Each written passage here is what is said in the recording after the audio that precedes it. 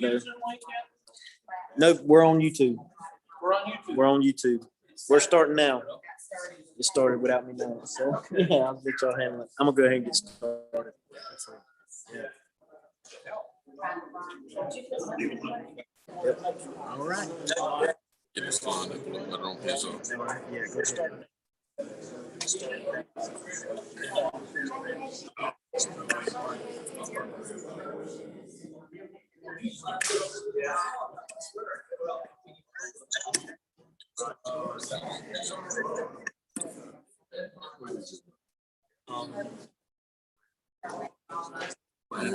I just went to your screen.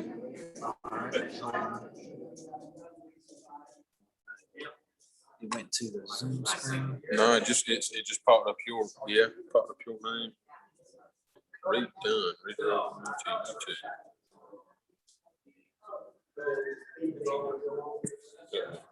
No, it's streaming. It's streaming. So I think we're good. Yeah. See if y'all can Let me see this.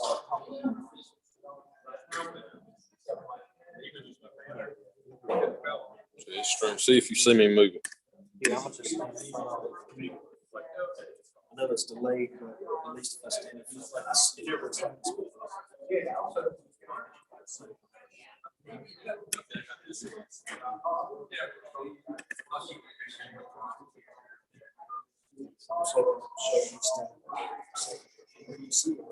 There you go. Let's go this way with us. Catch out in the corner. Do we need to move it? No, you good. Okay.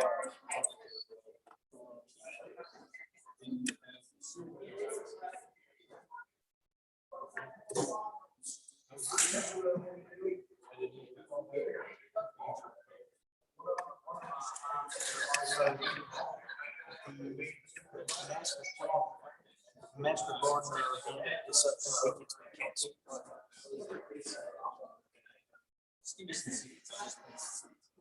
All right. It's actually.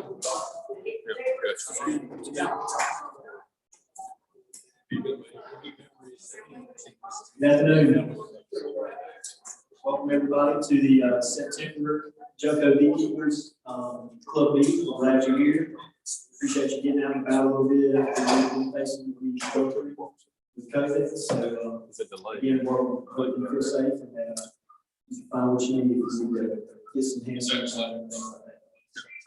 So we're currently working on expanding our electronic presence at the moment. So I appreciate everybody understanding the technical difficulties. We're working towards getting it on our YouTube channel. We want to grow that and make it to where anyone at home that is uncomfortable coming to the Ag Center can see and view the videos from home. So as of now, we are successfully streaming and hopefully we're going to have a lot of our speakers documented there when they speak.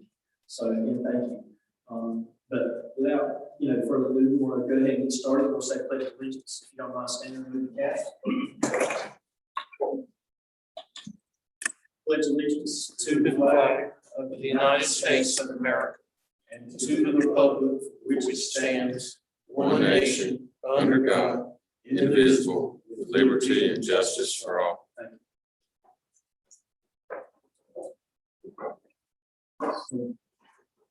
Again, guys, we're going to go ahead and start with some club business.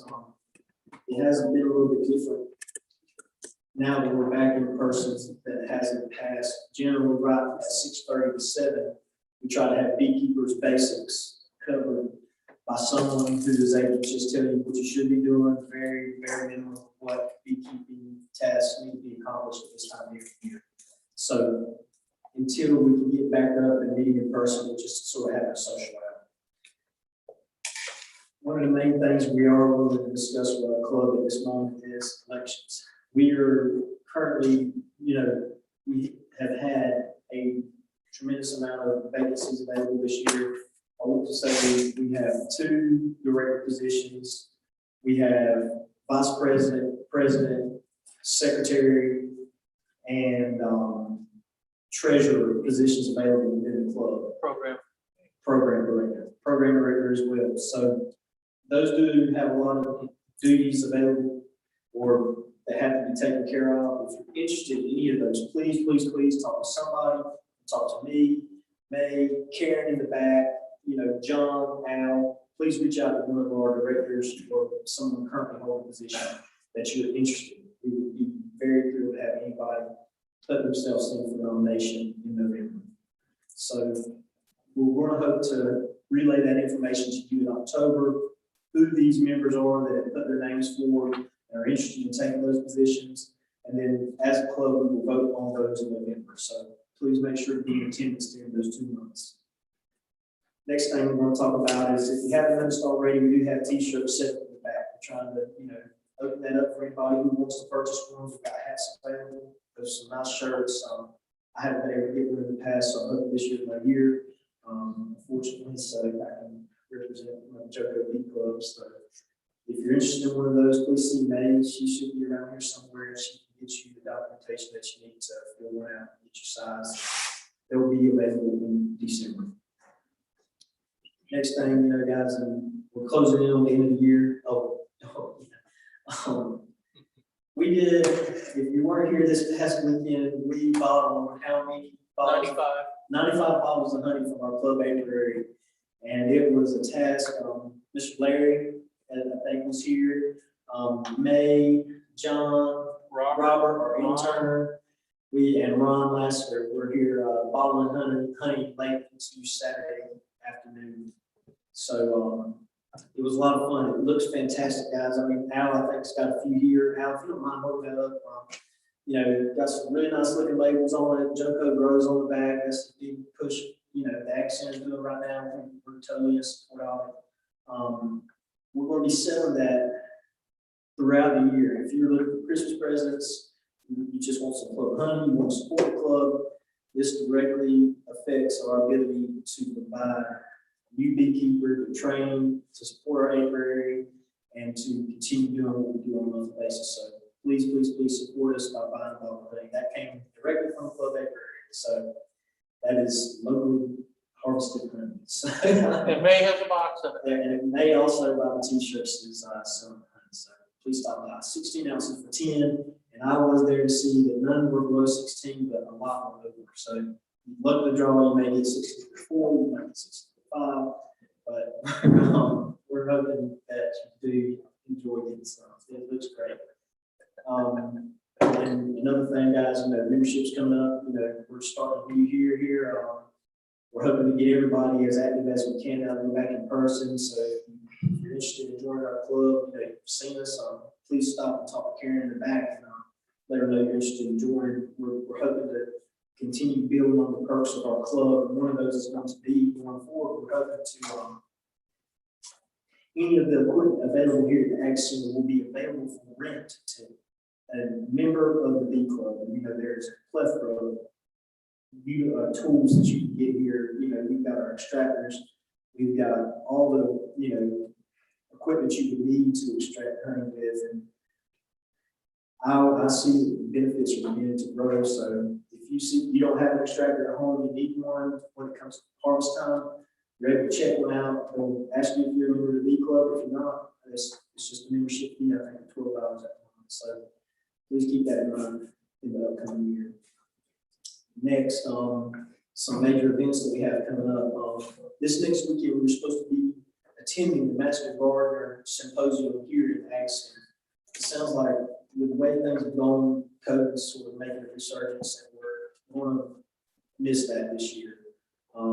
The Ag Center has decided not to have the Gardener Symposium at all. So unfortunately, that will be a big miss. That is a place where we are able to sell honey. It is an opportunity we will not be able to attend this year. The next opportunity we have, October 23rd, the State Fair is hosting where the State Beekeepers Association is going to have a booth at the State Fair, and the Johnston County Beekeepers Association will be hosting that booth on October 23rd. So if you have plans to go to the fair, if you have plans to, be out on any day, you have a set date set for the 23rd, go out of business. I believe it'll be in the livestock arena, and we're currently looking for volunteers to kind of hold that booth. I think it's an 8-hour shift, and we're wanting to break that up to, maybe 2-hour shifts, 4-hour shifts, the best we can. Of course, that needs some sort of volunteer group. That is an opportunity, and we're still discussing at the moment of whether or not we plan to sell honey there. It is just something we're considering. And they have given us the okay to sell our honey there. We're waiting to get the okay from our board and just decide on something we want to do. But regardless of the info booth, there'll be people coming by asking questions, want to know a little bit about the Johnson County Beekeepers Association. Be a good opportunity for us to get our name out there and talk to some local beekeepers. So that's all the events we currently have. And another one we want to let everyone know about is the Christmas party. I think it is on the books. We are going to have a Christmas party this year, and that will likely be in place of our club meeting in December. So I'll be giving you more information as that comes along, and hopefully be, we would like to get catered, a box lunch or something like that where everybody feels safe about it. So until then, we'll continue to keep you updated on that. So that's all I have. Our speaker this month is Al Hoover. Yeah, go ahead, Al. You got something? One more thing. One more thing. Certification exam this Friday. Yes. So go ahead, Al. You said you would send that. You and I will do that this evening after the meeting. So anybody that's not certified and you're in the state bee club, I'm going to be administering the exam this Friday at 6 o'clock here in the auditorium. So if you don't have to have taken a class. You could just be off the street knowing about bees and come and take it. But you do have to be a member of the state club. And make sure to bring your member number, because that's how I will register that you took the test and passed. Just that additional step to get verified, guys. So I think that's all we have. And so continuing along, Al is going to give us a presentation of a guide to making mead today. He is a director here in the club. If you don't know him, he is a vocal knowledge. So please give me a hand having him come speak.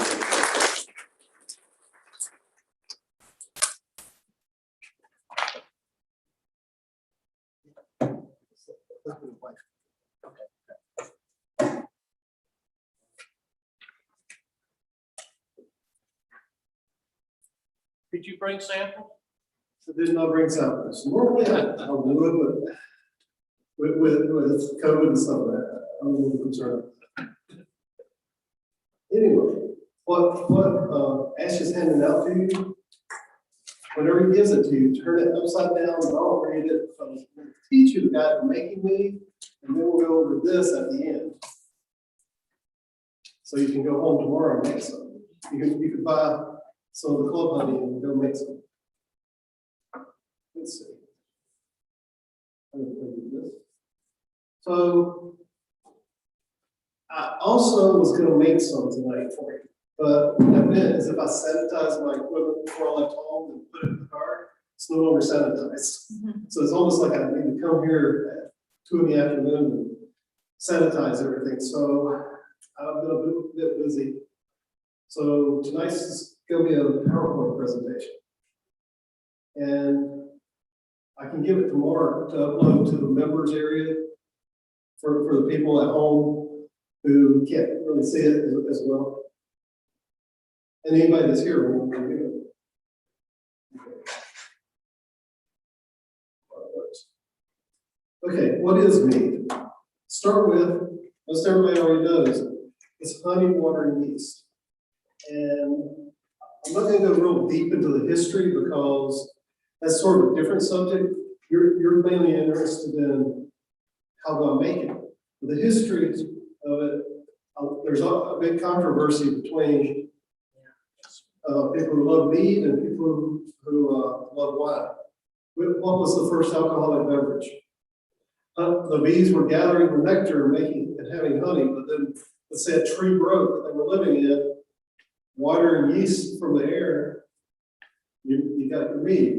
Whereas grapes rotted, fell to the ground, and the juices from it could have made wine. So there's a controversy over which was the first alcohol. Anyway, it's fairly simple. The simplest you can get is honey, water, and yeast. That's not to say that you can take a jar of honey, throw in some water, pitch a little yeast in it, and it's going to be delicious. There's some fine tuning to that. You could end up with rocket fuel tasting stuff, or you could end up with something that is way too sweet. And personally, I like the sweetness. And we'll go into that a little later. A lot of people like mead because it can taste like the flowers from which the honey is made from, nectar. Mead comes in sweet, semi-sweet, dry, all levels. And it depends on whoever's making the mead as to usually what they like. Both meaderies here in North Carolina seem to like theirs dry. I don't know if that's because they like the dry taste or whether it is also cheaper. You use less honey. The biggest cost if you're a commercial mead maker is the honey, of course. Some people call it honey wine, but it is different from a wine because it's a difference like between a pastrami sandwich and a hamburger. You wouldn't call a pastrami sandwich a hamburger just because it's between two pieces of bread. But it is a lot like wine because the process you go through, you use yeast, and a lot of the same winemaking equipment is used to make mead. And while you're making it, you personally can change the flavor of it, the strength of it, and the body. And the body, well, the flavor of it, the taste, it's sweet, not sweet, more flowery. You could throw additional ingredients in it. The strength, that's how much alcohol is in it. And we'll get that to the next slide. And the body is how, when you drink it, just sip some, you can feel how thick it feels in your mouth. Because you don't want it too watery, but some people may love it watery. You want it, I kind of like mine in the middle. And like I said, you can add additional flavors by adding other ingredients such as fruits and spices. And let's see, by adding the other ingredients, it does change the name from mead. Let's see. Next one is the different mead styles. And this is the stuff you add into the mead. Plain mead is honey, water, yeast. A session mead, which is usually what I make in my house, it's low alcohol. It runs around 10 to 12%. And it's also known as a hydromel. Then there's something called sack mead. And I've just started learning how to make it. It's a sweeter mead. And basically you add more honey. And the yeast you're using can only eat and reproduce in so high percentage alcohol. So once it reaches that alcohol level, even though there's more honey in there, the alcohol is killing the yeast. Mellow is made with fruit juice. One of my favorite things to make it with, instead of any of the recipes, instead of using water, like most of what I make is a gallon. I do have some quart jars that have lids that you can put I have special lids you can put airlock into. So you could make as little as a quart, which would take a cup of honey. But anyway, instead of water, I like to use apple juice. But you don't just use any apple juice off of the juice aisle. You need to, around fall, find somebody that has real apple juice from the mountains here, or you purchase some apples and maybe you've got one of these squeezers to squeeze your honey out instead of extract it and you're just squeezing your honey. I think they call it a fruit press or apple press. You could use that to press your apples and get the juice from that. But usually, I know in the IJ and 4 Oaks, in the refrigerated section, in the fall, they'll have apple juice that does not have any preservatives in it. Preservatives would hurt your yeast. May not kill them all, so you still can produce some alcohol, but it may have some weird tastes that you don't expect. And then every now and then I'll throw some cloves and cinnamon in with mine. That's called methadone. And you can use any spices. You might want to use cayenne pepper. You might want to use cinnamon. You might want to use allspice. I haven't tried the maple syrup. It's called an escargot. There's a mulberry with mulberries. Piment is both honey and grapes. So it's kind of like a wine mixed in with your honey. And if you add spices into it, they call it papyrus. Sizer. A sizer is basically what I made instead of, so it's not called a mellow. It's actually called a sizer because it's got the apple cider. There's braggots, which I wanted to try one of those, but it is really a lot of work because you cook the honey down. You know, your honey has 18, maybe 17% water in it. Well, you cook it down to maybe 14% water, and it gets real thick and syrupy. And it kind of, it browns it while it does that. So you'll get a different taste. And I've had, so one time it was different. I'm not sure I really liked it a lot. I wanted to fix some myself so I could try more. Yeah, to me, it tastes a lot like buckwheat honey tastes compared to regular honey. And it's like oxymel, mix it with lime vinegar. Never tried that. I like the honey with hot peppers capsule. I've never tried. The rest of these I've never tried. But as you can see, you can mix most anything. The last one's called Weirdo Wells. It's a mixture of ingredients, just mixing everything. You pick. Okay, so the ingredients. Start with honey. And I say buyer beware, you get what you pay for. You can go down to the grocery store and buy $3 pound jars of honey. We don't know what's in it. It's supposed to be pure honey. I won't say they mixed anything, although $3 a pound is awful cheap. So be careful what you get. Supermarket honey and bread yeast can make a mead that tastes okay. It gives you practice at keeping your sanitation good and everything, and it is cheaper than buying a beekeeper's honey. Of course, beekeepers here, you've got your own honey, so of course you don't want to waste it. So sometimes you go buy cheaper stuff just to get your pattern down of how do I sanitize everything, how do I do all the other tasks. So that's one way I would recommend actually trying it if you didn't want to accidentally waste your honey. Get your task down and then use your honey. So let's see. And as you know, so far we can't tell the bees what kind of flowers we want, so we can't make them go get lilac flowers. So we've got lilac honey to make some mead from. So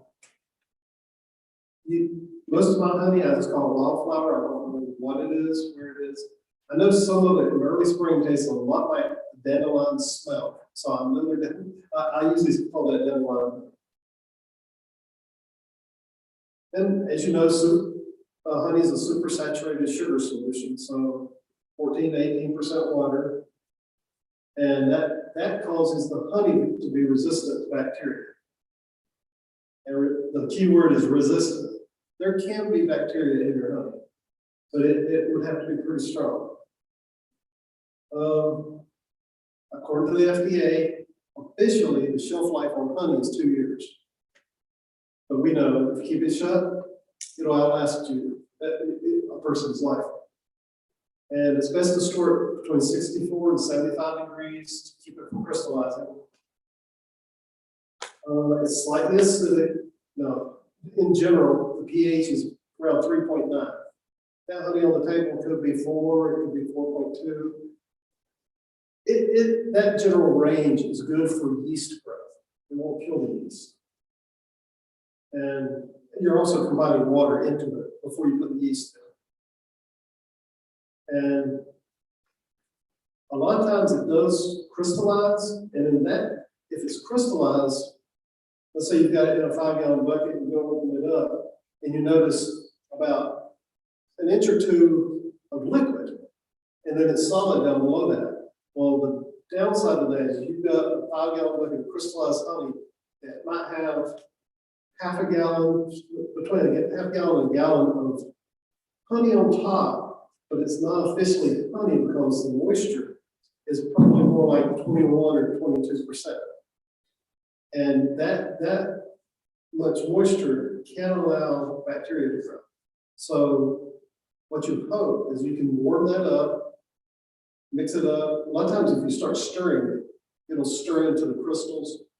Then you'll end up with a whole bucket of crystal stuff. So you'll want to heat that up before you make your mead.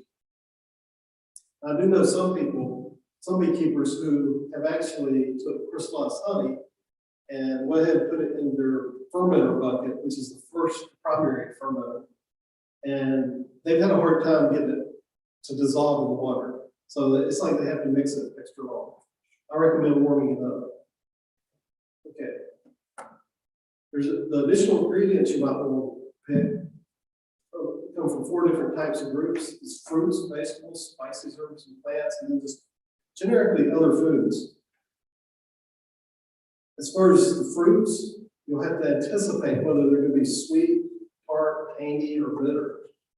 And you might, after you eat them, if it's something you really want to taste into the mead, then that's when you decide to put it in there. And usually fruit is best if what you'd have to do is wash them really well, make sure that you don't pesticides on them. Otherwise, you'll be drinking pesticides. Usually you put it into a blender and blend it up.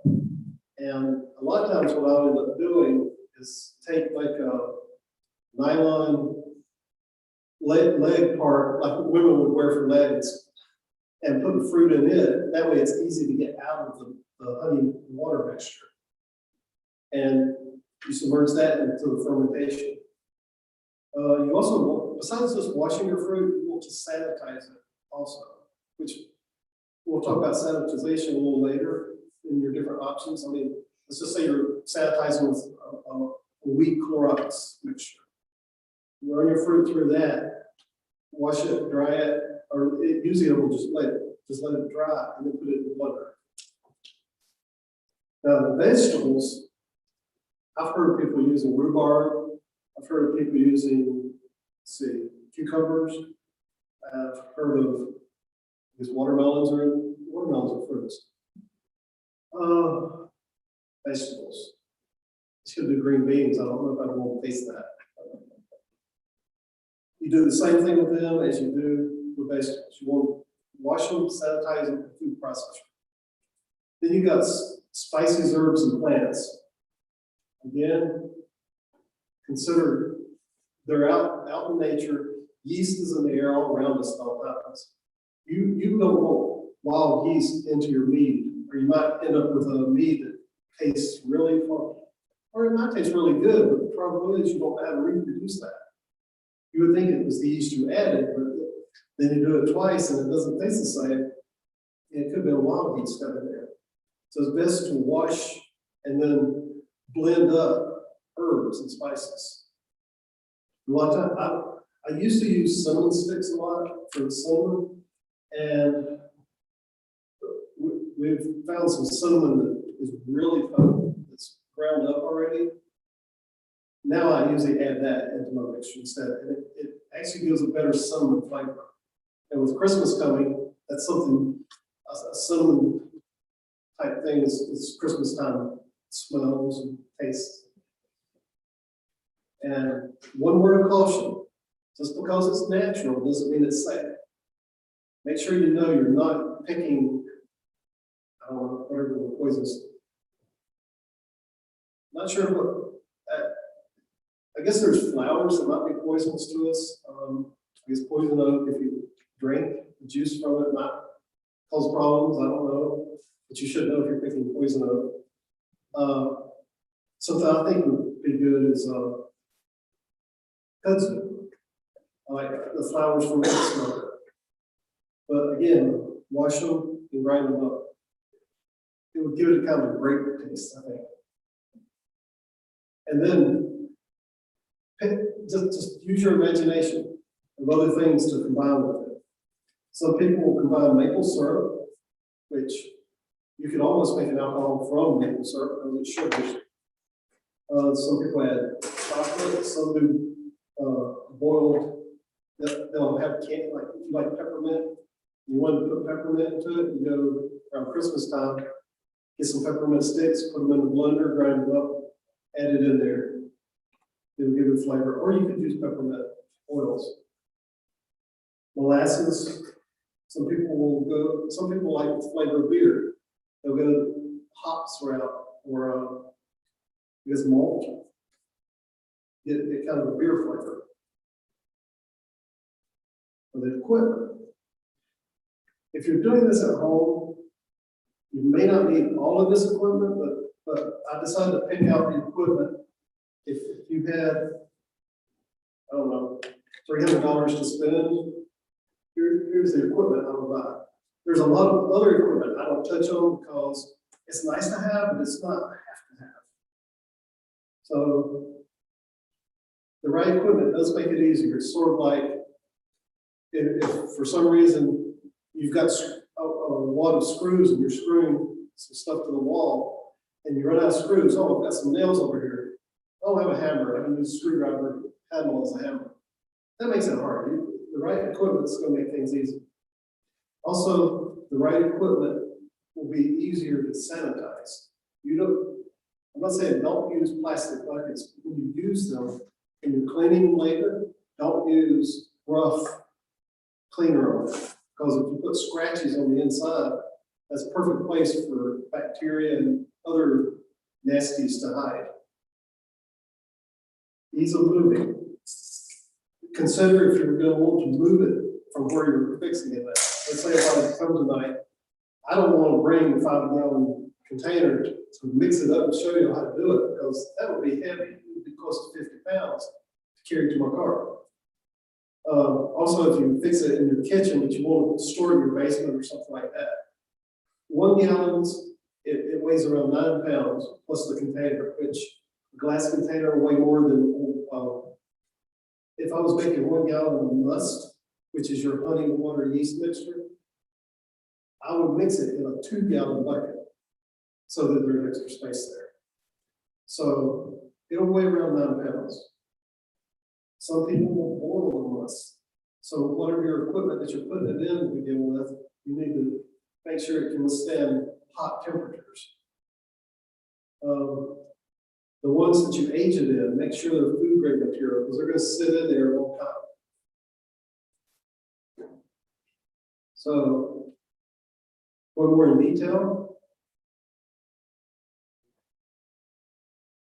a lot of people will use this, a 5-gallon bucket or a 6-gallon bucket. I've seen 8-gallon buckets where people make 5 gallons in an 8-gallon because it foams up and you don't want foam shooting out the top. Like I said, I prefer using a 2-gallon one of these to make 1 gallon. If I'm only using ingredients that will easily fit through the neck, I prefer using a 1-gallon carboy. They call these carboys. They come in 1 gallon, 3 gallon, 5 gallon, 6 gallon. You can see a 7 gallon. So make sure it's glass or food grade plastic. Use an airlock, and what that does, it prevents air from coming back in as carbon dioxide is bubbling out. We'll talk about these secondary fermenters, usually glass, because people want to see what's going on. So a lot of people will do primary in this, secondary in this. You'll need a siphon hose to transfer it from here to there. And the airlock, there's 2 types. This is called a 3-piece type. The lid comes off, it's a plastic lid. Then there's this piece of plastic that's upside down over the tube that comes up. And then the third piece is the outside wall plus this tube. They're all one piece. And you put something like, you can use water as short as most of the fermentation is. The water shouldn't evaporate. Other people will actually use vodka because they're afraid if the temperature changes, that if it drops too much, instead of it pushing carbon dioxide out, it may suck some of the liquid down into the mead. And they would rather vodka go into the mead than water. And this one's called the twin bubble. You put, it's basically one piece, this little red lid does come off. Cleaning, and also to put the liquid in, we use water, vodka, and that. And it'll get liquid in both of these. My preference is the 3-piece because it's easier to clean. More equipment? Well, those airlocks actually have to go into some, if they're in a jug, they have to go into rubber stoppers. So rubber stoppers come in various sizes. So if you're going to go to the store and buy a carboy, it's good to go in and buy your rubber stopper while you're buying it. That way you get the right size. You can see these two are real close. The other three are pretty different. Long handled spoon comes in handy. Sanitizer, bottles, corks, and or caps, depending on type of bottle you like. And a corker or a capper. I have one like this, I don't like it. I do have one that's similar to this, but mine's more for a tabletop, so I guess it's more like this one. And I have it in the store, but it makes capping, if you were to cap beer bottles, I won't do that. Makes that easy, plus if you're doing wine bottles, push the cork down in there. Or if you have really strong hands, you can put it on a level table and push down real hard. I don't recommend that. You'll end up with sore hands. And I haven't done that. I'm just thinking in advance. Okay. Other things, you'll need bottle brushes that can reach inside, like a carboy to clean it. A brew pot. If you prefer to heat your honey, we'll talk about that in another slide. So I don't use a brew pot. Thermometer, typically I don't use a thermometer. I let the temperature be whatever room it's in. If I got into producing commercial meat, I would have a thermometer on that, and a vat that actually has temperature control on it, where it can run antifreeze through it and cool it down.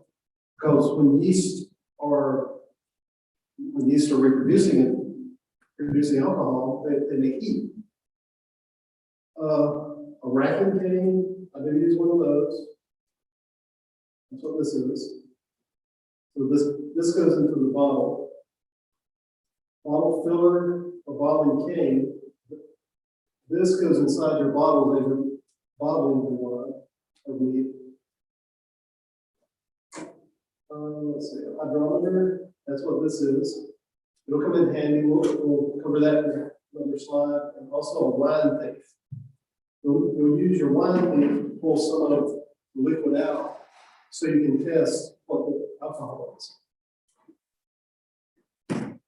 Okay, here's where the hydrometer comes in handy. Whenever you first prepare your must, you'll put the hydrometer in it and you'll get a reading. And then that'll be your specific gravity or original gravity. Different people refer to it differently, but both of those are the same thing.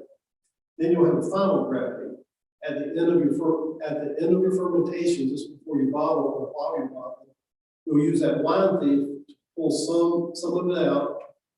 You'll have like a test tube looking thing and drop your hydrometer in it, and you'll take a reading also.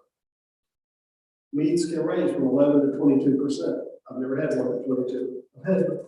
I've actually had some as low as like 7 or 8, where I let it ferment for about 3 weeks, and it's perfect sweet. But here's how you calculate alcohol by volume. You'll take 130, well, first you'll subtract that final gravity from your original or specific gravity. Then you'll multiply it times 133 to get your alcohol by volume. You just round it to the nearest whole number. I think if you buy a commercial, it actually goes to 1 decimal point on percentage. So in this case, my original reading is 1.12 because that honey's in there, it's making the hydrometer flow higher. When it's 1.02, it'll sink more. And so it goes a certain distance. So you plug in the numbers, you get 13%. Is that clear? There is actually a device that I played with that you can buy and put a sample of alcohol in it, like you bought it at the store or something. And it's supposed to tell you, it's a little glass thing. If you can read it just right, it'll tell you what alcohol percentage is. And I've never got that to work. I think it's a scam. I mean, it's only $3. So it sounds like one of those Bronco things. I saw a million of these at $3, made $3 million. You're not going to return it for $3. You also have to be concerned with the acidity, pH. And you can use something called an acid blend that you can buy at a home brewing store and use that to lower the pH. Okay.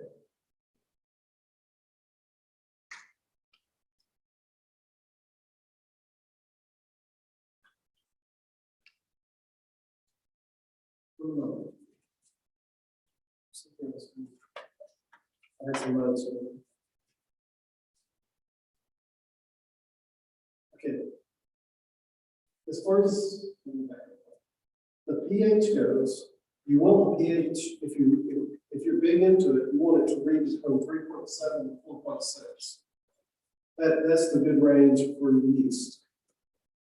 And with the acid blend, you don't want to add too much of it. So if your pH is too high, you might consider diluting the honey. Or it may be from fruit. It's usually from fruit that you've added. And you might want to back off on it, which in that case, if you get to that point, you would actually need to take 2 carboys, split them up, and then add water. What the solution to pollution is dilution.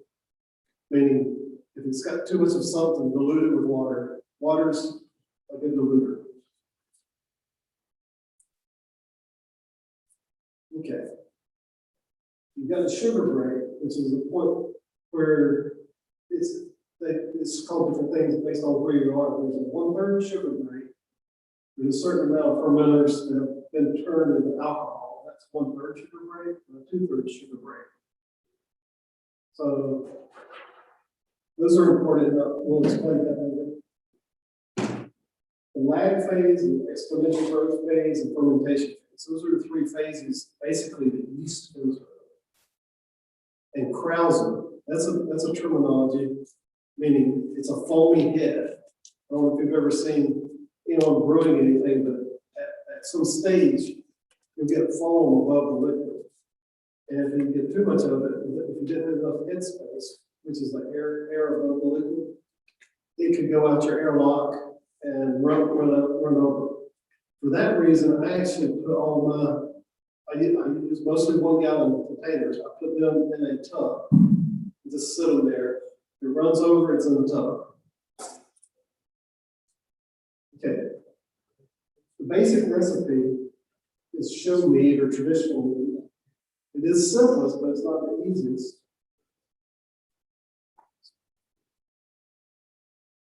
Like to make 5 gallons, you'll need 12 pounds of honey. A lot of people use the Loudon yeast. RC12 is a good generic.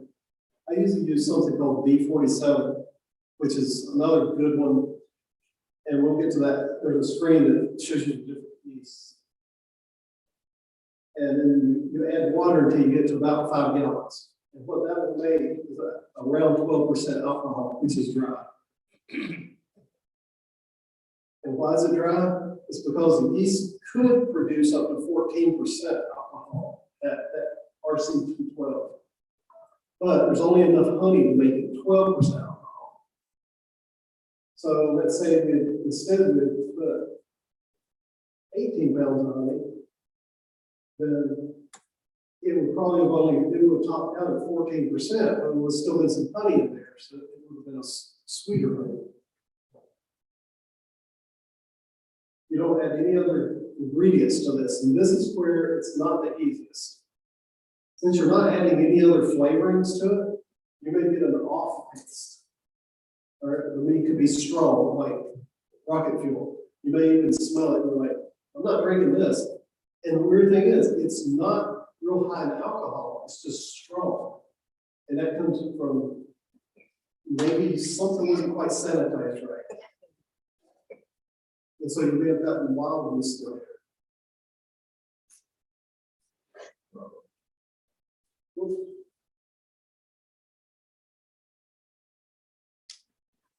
This is a variation on what the handout was, but we'll go read that briefly. And this one's fairly simple. It's hard to mess up with. In 5 gallons, you put 18 pounds of honey, you use 5 oranges, 12 ounces of raisins, make sure there's no sulfite on it, because that's one way that you help prevent yeast from reproducing it.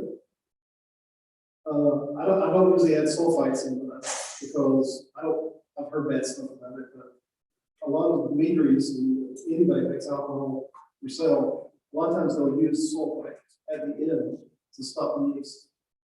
4 medium cinnamon sticks, which, like I said, I now use cinnamon powder. 10 cloves, a teaspoon of allspice or ground nutmeg if you want, and then 15 grams of bread yeast. That's right.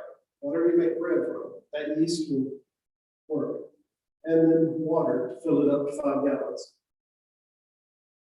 You add everything else, and water lasts. That way, you won't overfill, because you know you're not going to be adding 5 gallons of water into it. We've added the honey, oranges. Everything else is fairly small, so it's not going to take a lot of room. The best thing to do is to plan first before start buying the ingredients. And a lot of times the ingredients do cost the most, because once you get it into a rhythm of making meat and know what you're doing, you want to start experimenting. You want to get high quality stuff for yourself and your friends. You have to figure out what type of meat you're going to make. Remember that list from the beginning. How strong or amount of alcohol do you need in it, and figure out what kind of honey do you want. You can go to there are some grocery stores that carry clover honey, and if you're paying, let's say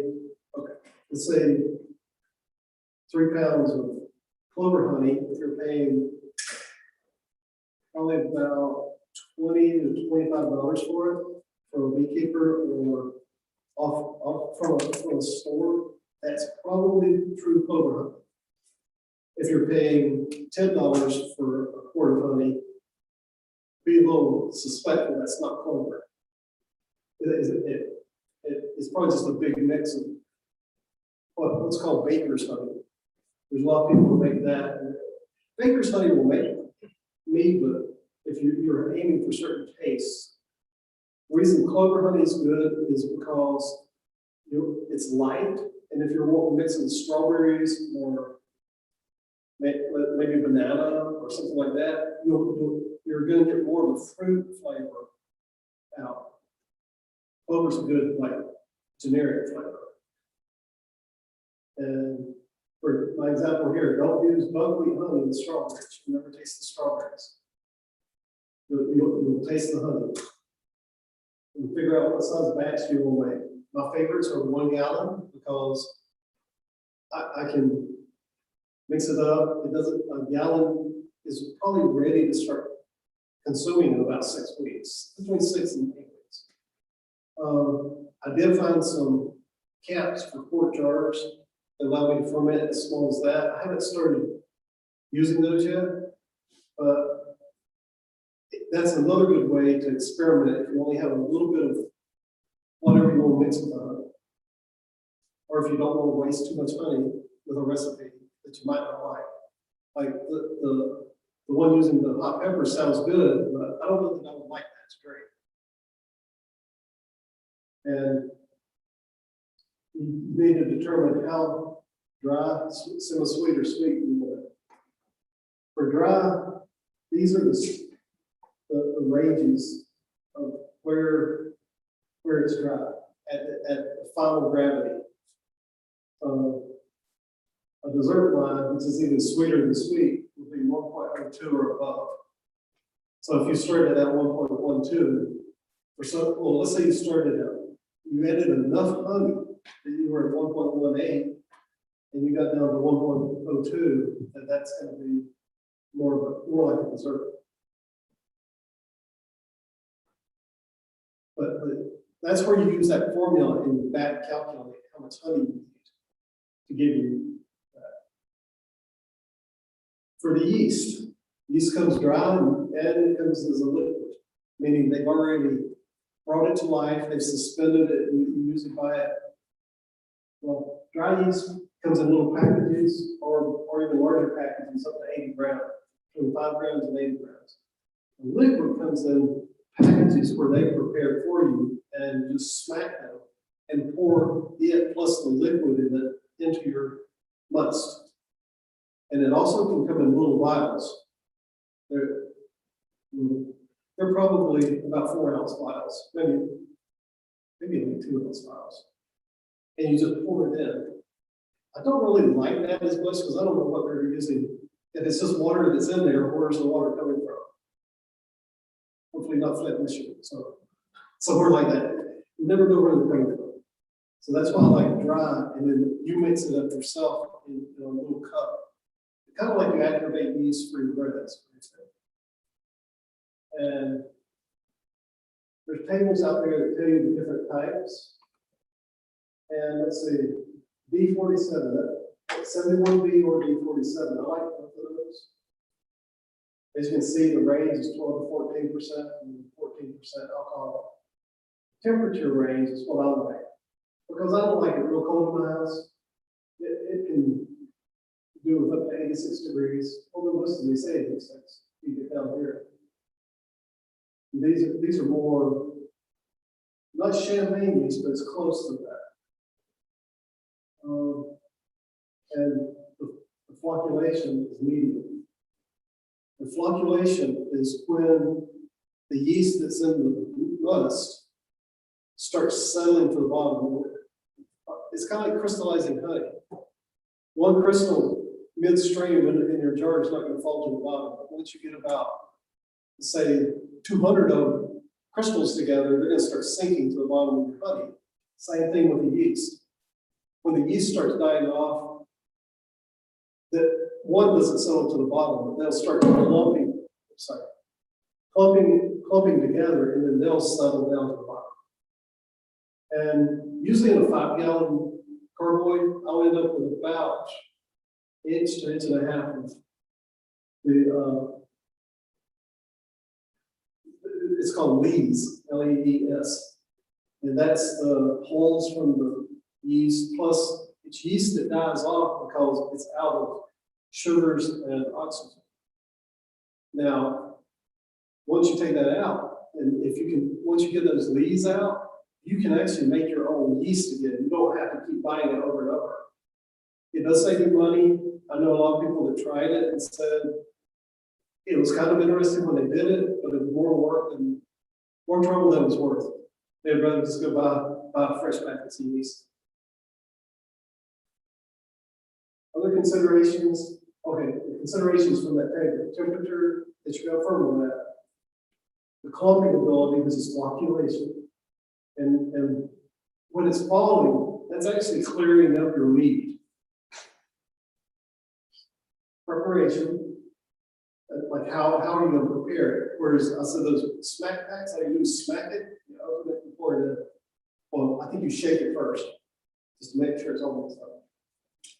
If you're starting with dry yeast, you need to read how to activate it. Pretty much, it's usually take water that's about 95, between 95 and 98 degrees, put it in a cup, and pour your yeast into it, stir it. All of your equipment needs to be sanitized first. So other yeast isn't on your equipment that you're using. Most recommended yeast, but don't limit yourself. Like I said, right there is my two favorite ones, which makes sweets in the sweet. But because the percent alcohol is so low that it dies out. If it said it died at 18% alcohol, it would take an awful lot of honey to make sweet mead. And at 71B, this is good for beer.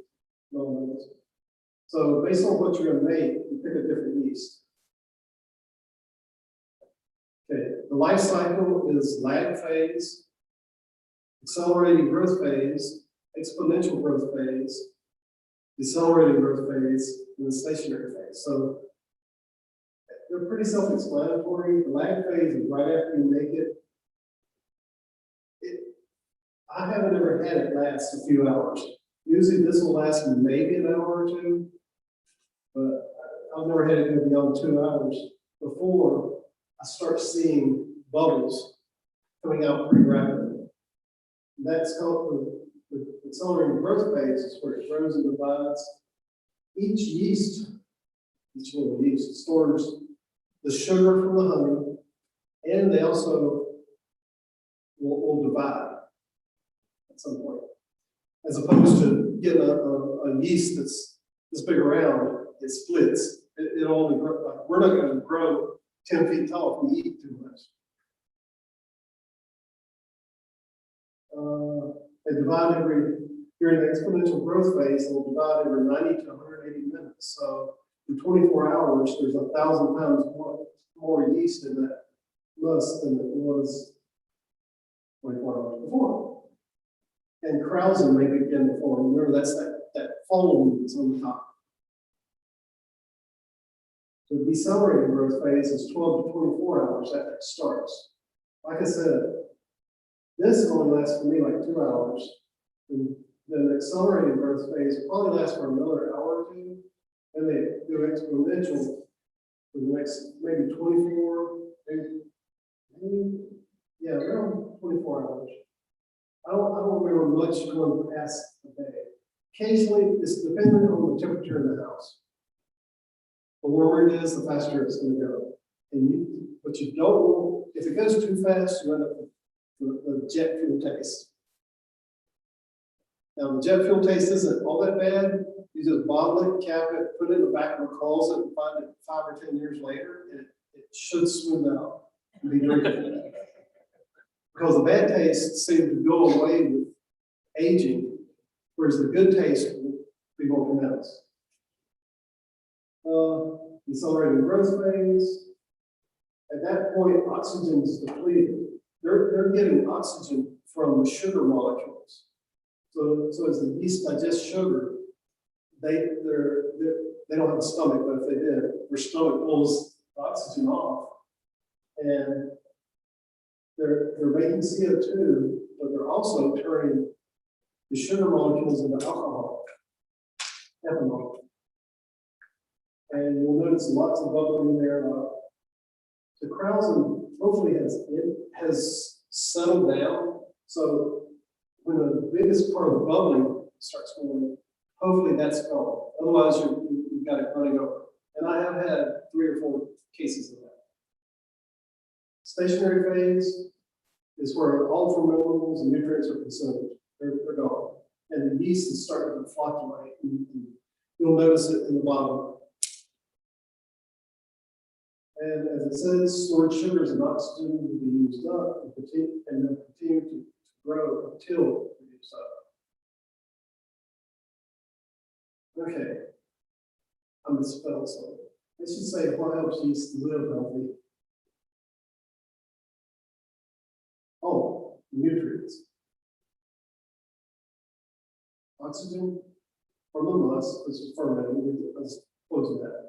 They're getting oxygen off that sugar molecule. Nitrogen is essential for the yeast to reproduce. there's some nitrogen in honey already, but not enough to really make it live healthy. Based on how much you're brewing, like if you're doing a 5-gallon batch, chances are higher that that's going to turn out bad if you don't add nitrogen than if you brew a 1 gallon or 1 quart. So there's things you can add. And you can buy yeast assimilable nitrogen content, yank, from ammonium ions and yeast nutrient. Yeast nutrients available at whole room storage. That's usually what I would get. Or they can get the free amino nitrogen in the must. The micronutrients I prefer is Fermate K out of all of them. DAP was popular for about 5 years, and then they came out with Fermate K, which not only adds the nitrogen and phosphorus, but also it adds everything else that you need. It's got extra nutrients. The people have done this in labs. It's why it's so good.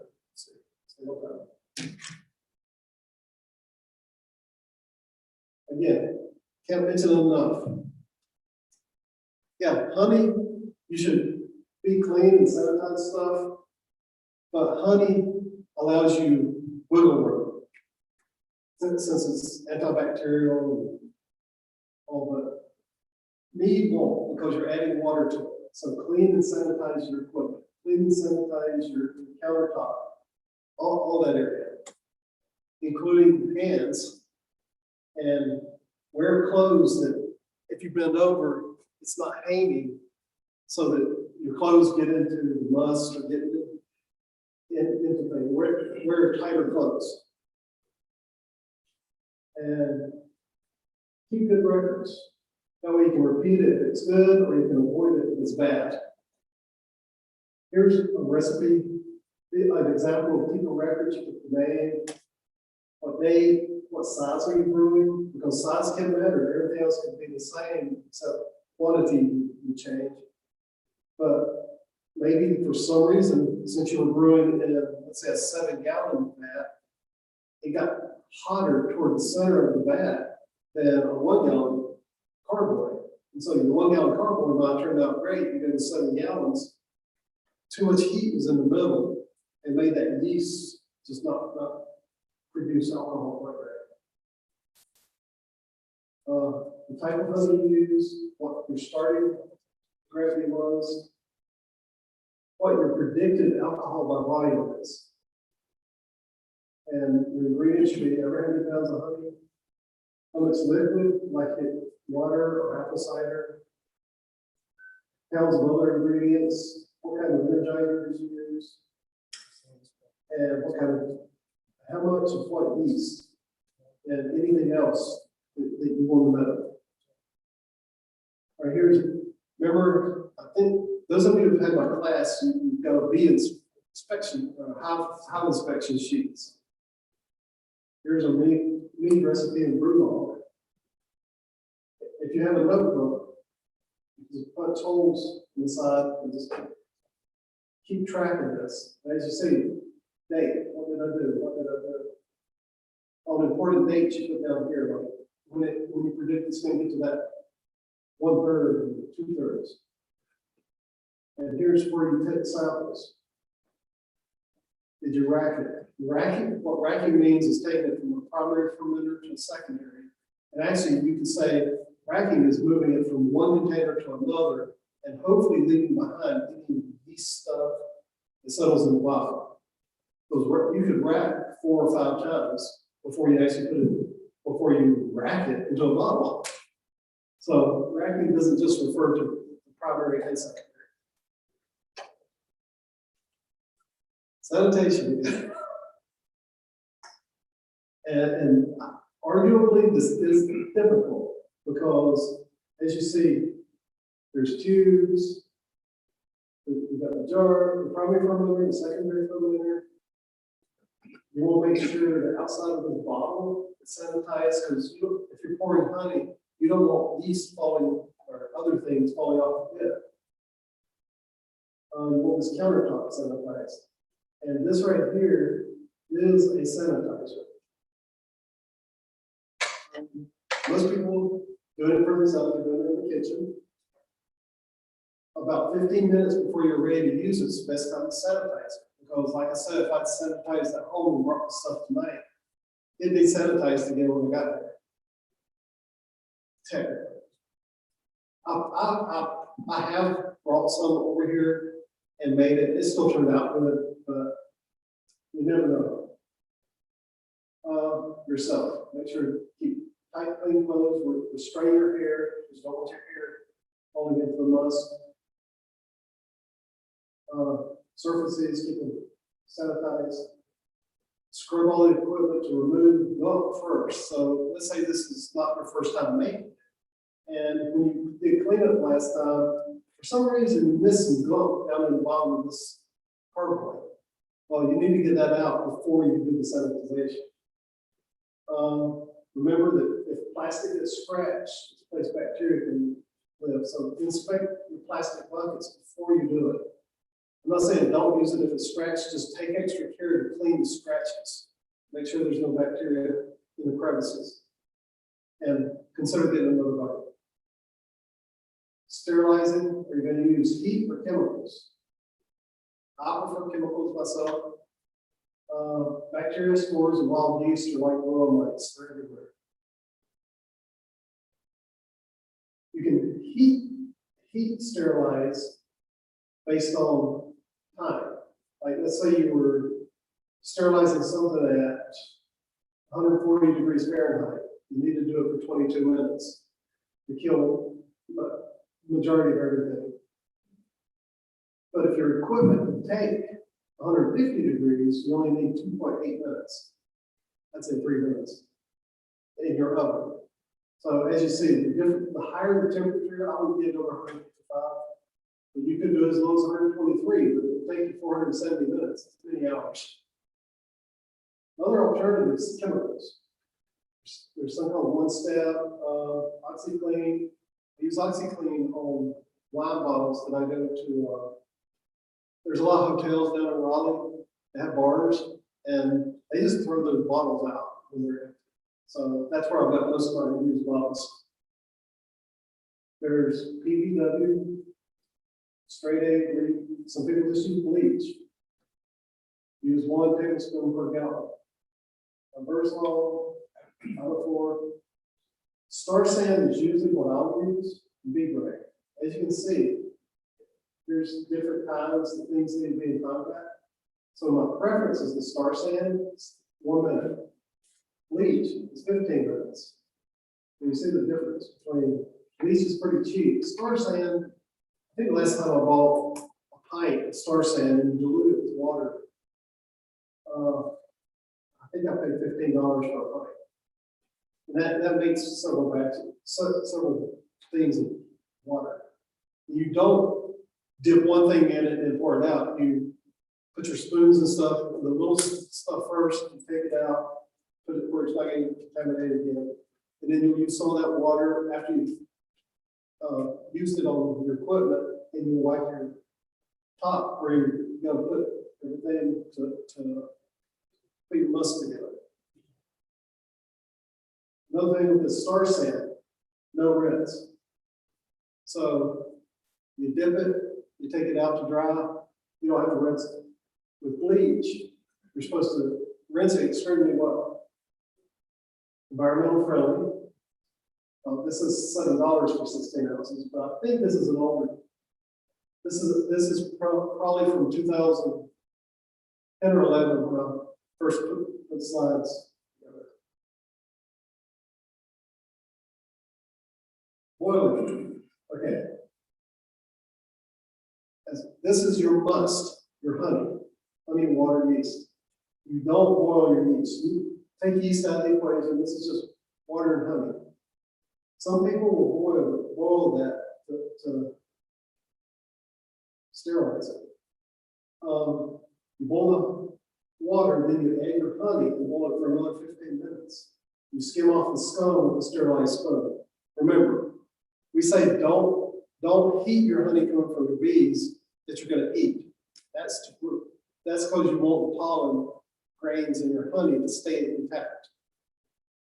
The pollen grains you don't want intact. Your mead's not gonna have pollen grains in it.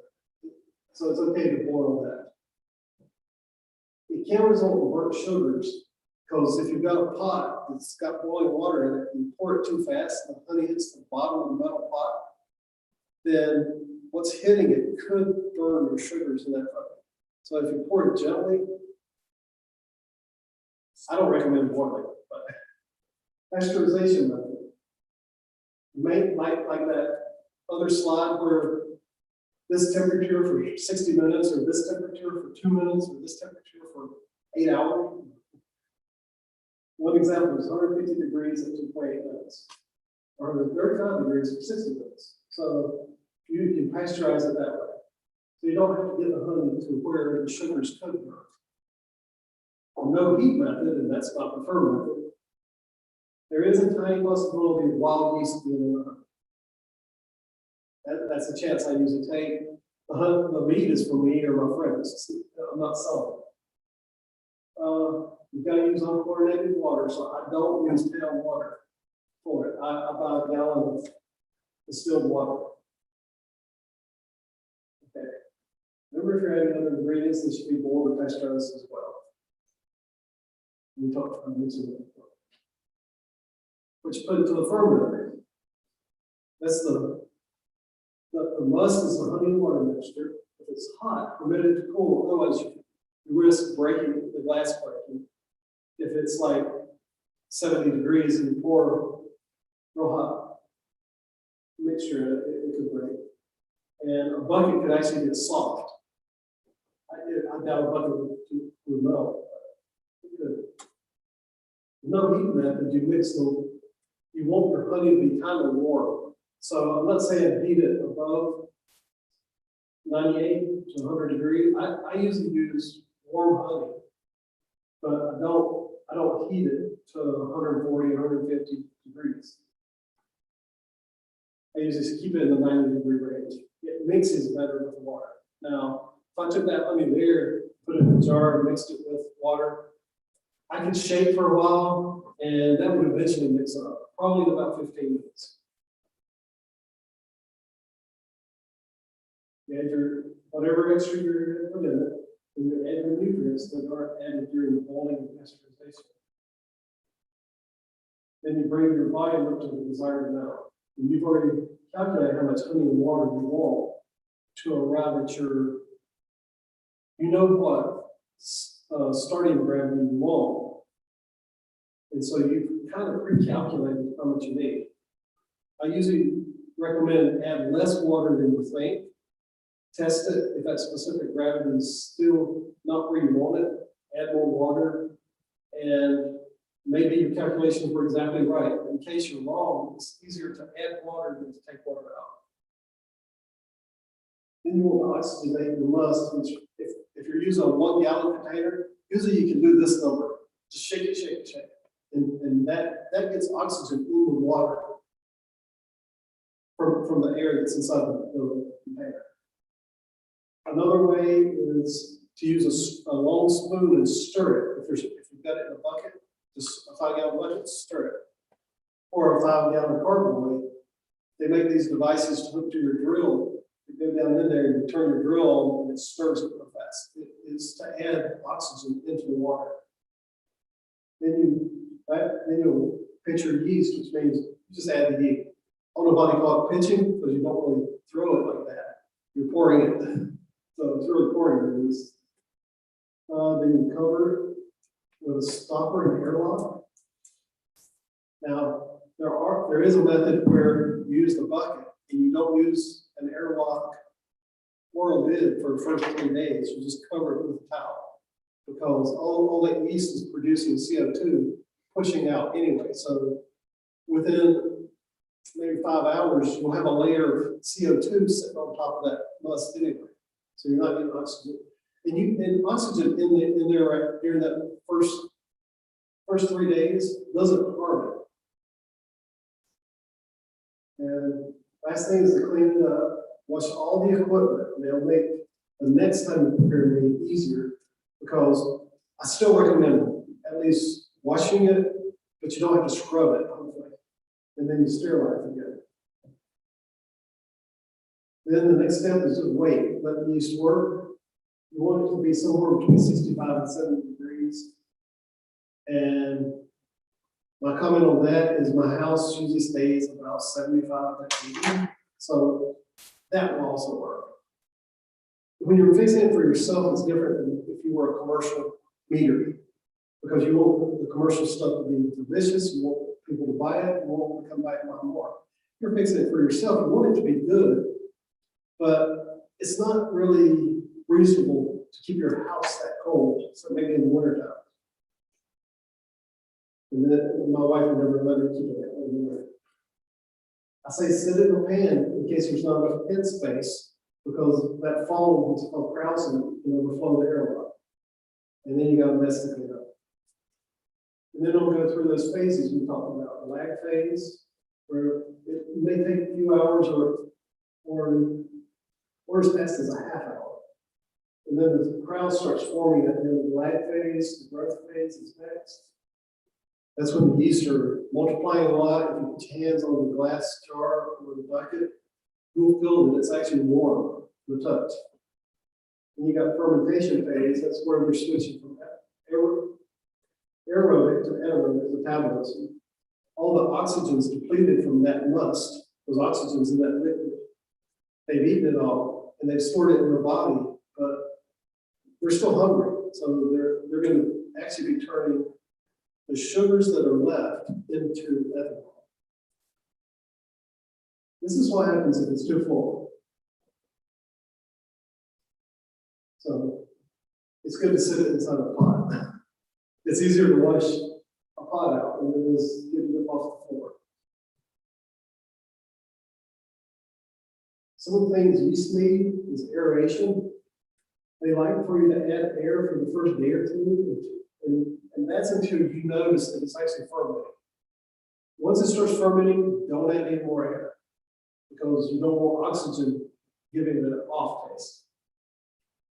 Around the second or third days when the airlock will start bubbling like crazy profusely. It's the phase that the fermentation is making alcohol. Let's see. Between aeration and fermentation, if you've added some fruits or anything, a lot of times the fruit will float, especially if strawberries, bananas, something like that. And I don't recommend using fruit in something like this. You should use a 5-gallon bucket or whatever, a 2-gallon bucket to make it 1 gallon. And when it's floating, you don't want it to float too much. I recommend every day or two, push it twice a day, not every day or two, twice a day, pushing that cap down into the liquid. Because if it's just floating on top, the top of it becomes dry and mold and bacteria that's growing there. And it could ruin your meat. But if you're pushing it down, you're keeping it wet, they don't really have time for the bacteria to grow. Racking, like I explained, racking is moving it from one container to another.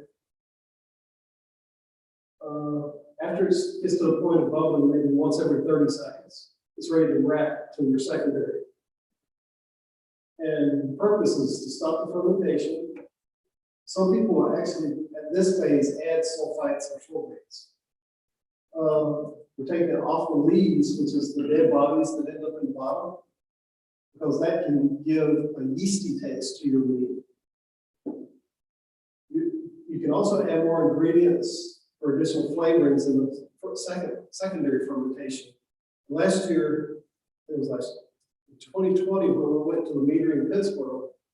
The guy there, he says he doesn't add the predominant flavors that he wants you to taste until the secondary fermentation, because he's brewing 2,000 liters at a time, and he likes to brew plain meat in it, then siphons it out to like 10, 200-gallon smaller vats, and that's where he may add apple juice to one, orange juice to, probably not orange juice, apple juice to one, he'll add what is it, ginseng, I think he's got some ginseng stuff that he adds. That way you don't have to add, it's not as expensive to try and get 2,000 liters of something flavored as one thing. The 200 liters are enough for him. So he stated that the flavors seem to come out better in secondary as well. The last thing that racking helps is to clarify, which means make it real clear. Some people will call it shiny. Make it wine shiny, it reflects a lot of light. And if you think about diamonds, clarity is how clear it is. Use a transfer tube to siphon it off to a more sanitized fermenter. Again, sanitized. You want to also prevent addition of oxygen, which can give it off flavors. If the container is small enough, it's good to refrigerate it. And if it's a bigger container and it's wintertime, you can set it outside in the shade where it can cool down. The coolness helps a lot of that yeast settle out to the bottom. Usually that's about 1 or 2 days that you do that. Then you put the original fermenter at a high level on the table. Are y'all familiar with siphoning gas out or siphoning anything? So basically, I just have instructions about siphoning. You put it on a hot table, you have the secondary fermenter low, and let gravity pull. This is where you will take a sample also to check the gravity, see what it's at. Leave as little headspace as possible. Some people will actually have some CO2 that they squirt into the secondary. And that keeps it from getting oxygen into it. And then you will seal it with an aerosol. You always want to sanitize the tube. 3 easy ways to siphon. One is sucking, but there's a good chance you can contaminate it. So the best way to sterilize your mouth is take a swig of vodka, a big mouthful, and rinse it. Then you just got vodka. I don't recommend that. The second one is water priming.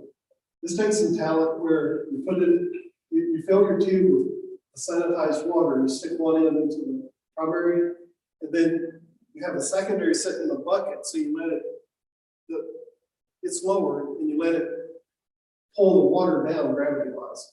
So once you see the mead starts getting to the end of the tube, you stick it into your new carboy. I actually use a third way. It's called auto-siphon. It's a tool that you actually pump, and it will start the flow for you. So the downside is some 1 gallon carboys are built where it doesn't fit. But most of them I've had, it fits. Then you age it. Benefits from aging is it helps the good flavors come out and the bad flavors dissipate. You want to keep it from light, you want to keep it from high temperatures. Like I said, we don't keep our house at 60 degrees, so that 60, ours is usually kept 75 to 80 degrees. You don't want to have it shaking around the vibrations. If you're going to bottle instead of putting in a secondary fermenter, because you can immediately go from primary into bottles, I don't recommend that. But if you, at any stage, if you're storing it in a wine bottle with a cork that's made from cork, you need to store on the side because the cork actually shrinks and it can cause oxygen to get into it. So it'll make the taste better. And then bottling, you've got all types of bottles. You wrap the mead one more time to help for clarity before you bottle. You sanitize all the equipment containers, like you need in the bottles. Then you drink it up. You can drink immediately or let it age. So looks like this guy likes to drink out of that. This is a beekeeper. Oh. Now, if y'all can pull this paper out, got those Agent Mead.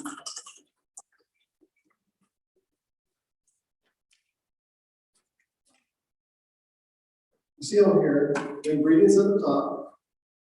And again, sanitize even if you're using this recipe.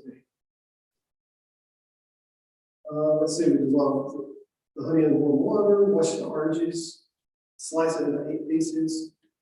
For the raisins, cloves, cinnamon stick, other ingredients, 3 inches from the top.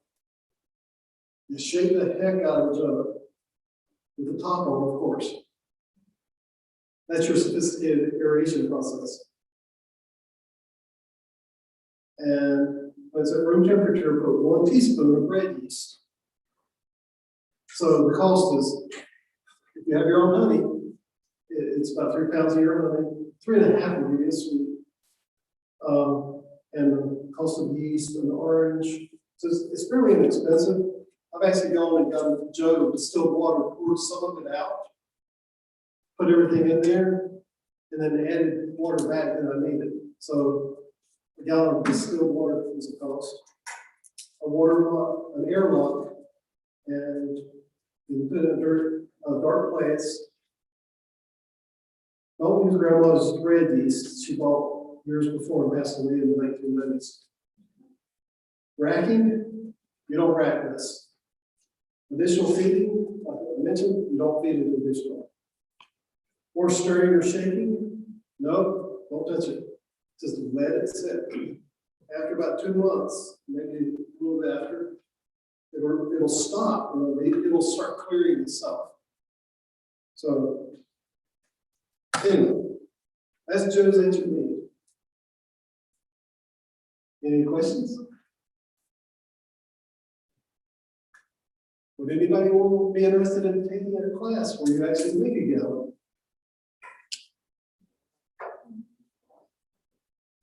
Sometime in the winter though. Sometime in the winter. Okay. So hopefully you learned something.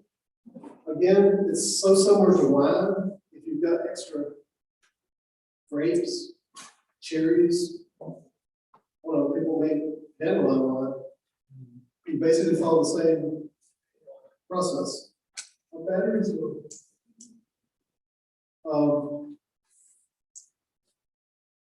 I think there's something else for the battery. I'll think of it sometime. And this is not to promote alcoholism, but it's to give you alternatives of what you can do with extra honey. So, thank you. And you say that.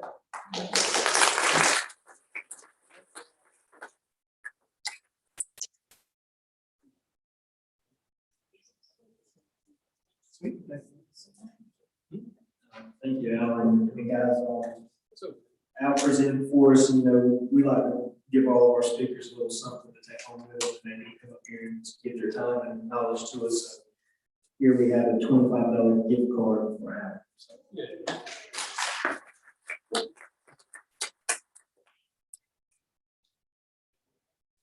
all right, guys.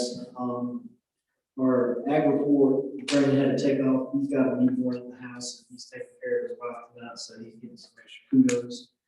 So we're going to skip the ag report. We'll go into John's beekeeper corner here for a second.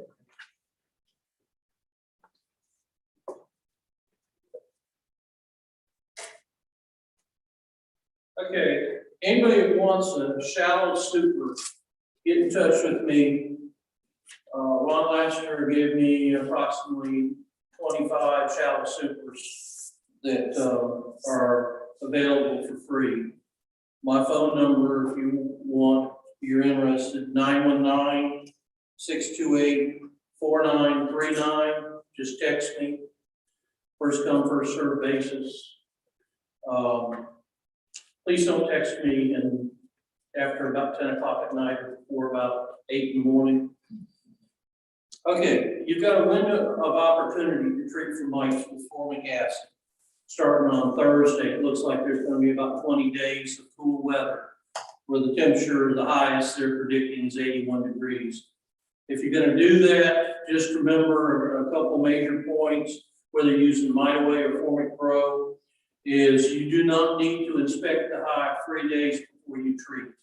They want bees to not be disturbed for 3 days before you treat.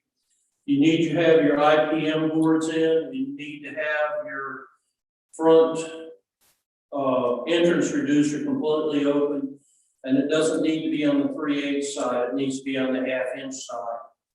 I would recommend you put a U-shaped piece of screen in there to prevent robbing, because when you use Formic Pro, that tends to be one of the problems.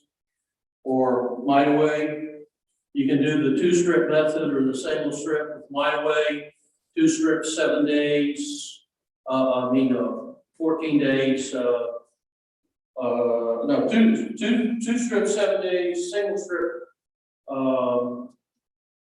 10 and 10, I believe. On Formic Pro, 2 strips is 14 days, single strips, 1 strip, go 10 days, and then another 10 days with the second strip. If you're out there and you're treating and you get ready to put your second strip in and the temperature's gonna go high, I say above 80, they say 85, but my recommendation is 80. Don't put it in until the temperature comes back down. Just delay it. The NOD website has a lot of good information about trading in Formic Pro, but this is your opportunity. If you got a mite issue, now's the time to do it. Let's see. I was talking with Phil Crump. He's lined up a speaker for us in November. Betsy Spencer, who's spoken here before, she's very good. She's up in Franklin County. Topic's going to be on Darwin beekeeping. This is some of the work she's doing with mites. I think it's going to be very interesting. I just want to encourage you here to be here for November. Okay, any weak hives you got, now's the time to combine. So they can successfully overwinter. If you got a poor laying queen, combine that hive, solve the problem. It may be still possible to get queens, but it's everywhere I've seen. And now Bailey's may have some. They weren't open today, so I could call them. Also, watch your temperatures. We could have 90 degrees or 40 degrees in the next 4 weeks. Winter's coming, fall starts on Wednesday. If you have to feed right now, feed 1-to-1, starting about mid-October, go to 2-to-1. Goldenrod, aster, sunflower blooming right now. Let's see. And your bees still need water if it's hot like it was today to cool the hive. Also, you need to get all your supers off by November 1st and get your queen excluders off. That's really the highlights. I know we're short in time. Anybody got any questions, Meg? November. I don't know. I don't know. I just Phil mentioned that to me. Any other questions? Comments? As I said, the supers are available. Love to get them out to you. Ron donated them. I'm trying to get them to members. There some are homemade, some are commercial, but they'll work quite well for their intended purpose. That's all I got. Unless someone's got anything else.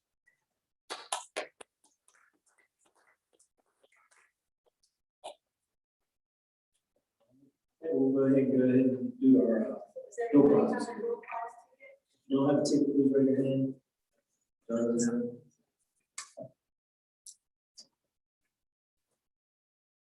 Don't worry about that.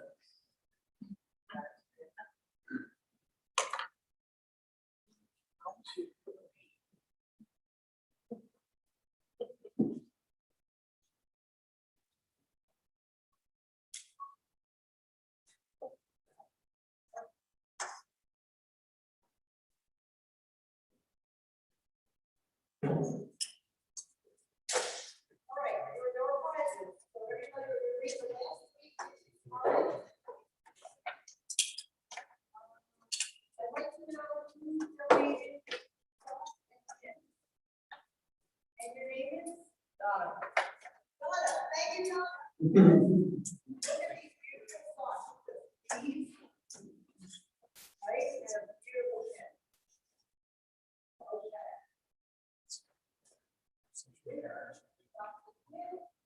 Is 337. 337, that's. Yes. There we go. Yes.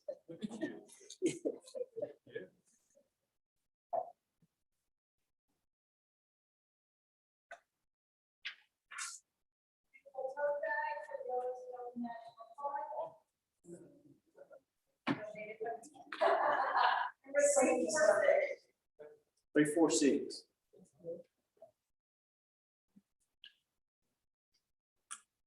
Next is gonna be a lovely jar of blackberry jam that Karen Holiday made by hand. Small berries, fruit of berry. Okay, squeeze with your toes. Number 336. David. Hang this is too tangled, sorry about that. All right. Now we have some organic raspberry desserts. Go to 352.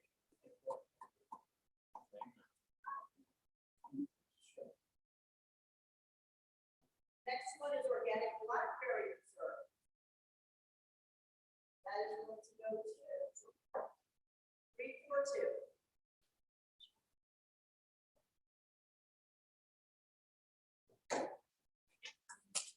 Beautiful pumpkin vanilla and water. 351.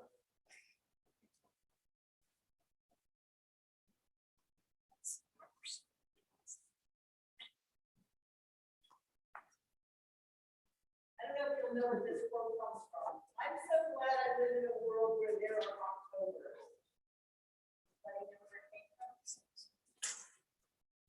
Familiar with Anna Green Gables? Books? The Help and Montgomery. And so 333. I want these people in the back to win. I'm just saying. Bag of granulated sugar, 334. All right, each bead.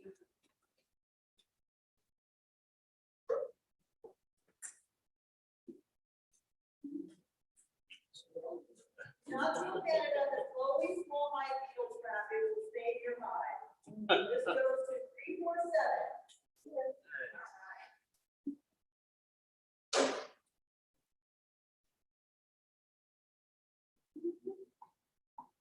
Almost wanted to keep this myself. This is a Winnie the Pooh spoon holder.